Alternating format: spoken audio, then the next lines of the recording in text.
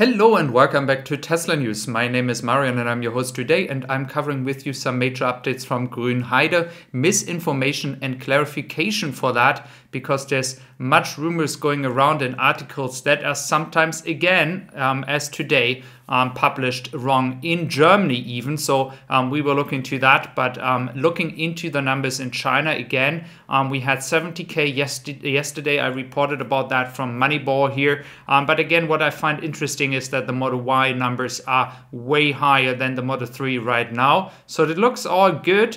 But again, the Model 3 demand is still very high, so I do expect Tesla to further increase the Model 3 production rate in China. They have to do that because I don't expect the Model 3 coming from Europe until the end of the year, worst case beginning of 2024. So that is all about China. But what I have to clarify regarding what's happening in Germany is a bit more complicated.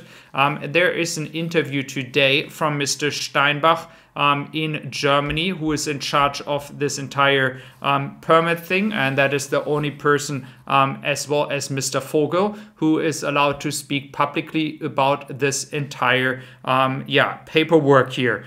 So first of all, the clarification. There's a lot of stuff going on Twitter, and I sadly must admit that the court in Frankfurt, who is actually dealing with these water lawsuits, they have actually denied Tesla to be part of the lawsuit inside the inside this place in Frankfurt. And Alex is also supporting the FAT here, or in this case denying that there's any mistakes going on here in Grünheide, as well as Tobias Lind, who is also publicly saying that it is wrong. And I want to explain you why. The water usage, this entire water lawsuit has nothing to do with the final permit. It is two different cases. Okay, so the final permit is one thing. That is what we are all waiting for. The lawsuit, on the other hand, from the environmental groups, won't influence the final permit. And that is what Mr. Steinbach again said today on the 12th of January publicly by noon. He was stating it has nothing to do with that, because there's another reason for it. If it would have to do something, Tesla would be allowed to be inside the court in Frankfurt, but the court decided it has actually nothing to do with the factory, so they didn't allow Tesla to be part of it. That is what also Steinbach said in this public hearing that was happening today. You can see that on the channel Grünheide for Future. There is actually a link. It is publicly available on YouTube, sadly only in German, so I'm translating that to you. So just don't get confused about the misinformation happening here in Germany, but as well on Twitter, because these misinformation started in Germany and now everyone is picking that up and everyone is bashing Germany again, but actually nothing changed.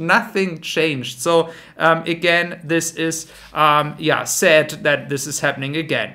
But we do have great news, because a Model Y long range reservation holder contacted me, and he said he was talking to Tesla yesterday, and they confirmed to him that he will get an update by end of January when he will get his Model Y long range from Grünheide, Germany. And that is breaking news, guys. It is the first that I know that got an official statement that by the end of January he will get a delivery estimate for the Model Y long range in Germany. So this really indicates that Tesla is not losing any time. They are moving forward. They are getting the production for the Model Y long range ready, and that is amazing news, guys. So again, this also shows that this entire lawsuit, if it's happening in February, it doesn't matter, guys. Tesla is moving forward and they are just waiting for the final permit here. And I do expect this is happening till the end of January. As I said many times before, because based on this information from Tesla, I do think they wait till end of January because they expect something to happen in the next 2 weeks, and then they are able to actually tell the customers when, or the reservation holders, when they get the Model Y long range. And that is very important because it sounds like they are ready to go. They are ready to go. They are just doing the 2000 test vehicles here. So that is what they can work on right now. So they get the quality right. They have everything going. The machinery, the robots are all ready to go. Once they have test produced the 2000 vehicles. And so again, guys, this is breaking news. No one else has it. I have people here and I have the interview.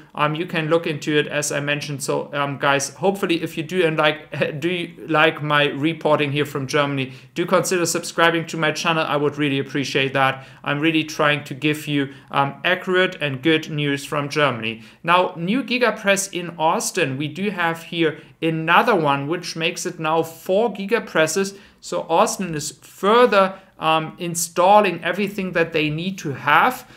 Maybe we will see in the next few days an official statement about the production in Giga Austin, because I'm expecting here that Tesla is actually already having some production cars inside the building and testing them inside the building, because that was what everyone was talking about. Joe Tegmeyer also said that he was expecting the production already to happen. It didn't happen yet, but again, some analysts were saying 7 to 10 days. So let's see, maybe next week we have an update here, but I think it's just a question of time. I think what Tesla is doing here is they are trying to produce cars already, and then they just want to blow out everyone by saying they produced already 300-400 cars and they just stored them inside the building because they have the space. They can do that. So I do expect Tesla is just doing that for fun to kind of blow everyone's mind that they have already produced a few hundred cars. Another topic that I find very important is that I saw on Twitter a few people from the United States getting emails where they can be surveyed about their experience with Tesla. We had that before in Germany. Now it seems like it's happening in the United States as well. So you can give feedback to Tesla about your experience, what you don't like, what you think they should do better. And this is something that I find good. I find it very important that Tesla is taking this satisfaction survey so they can really indicate what their loyal customers and their loyal fans are really thinking and want to be better in the future.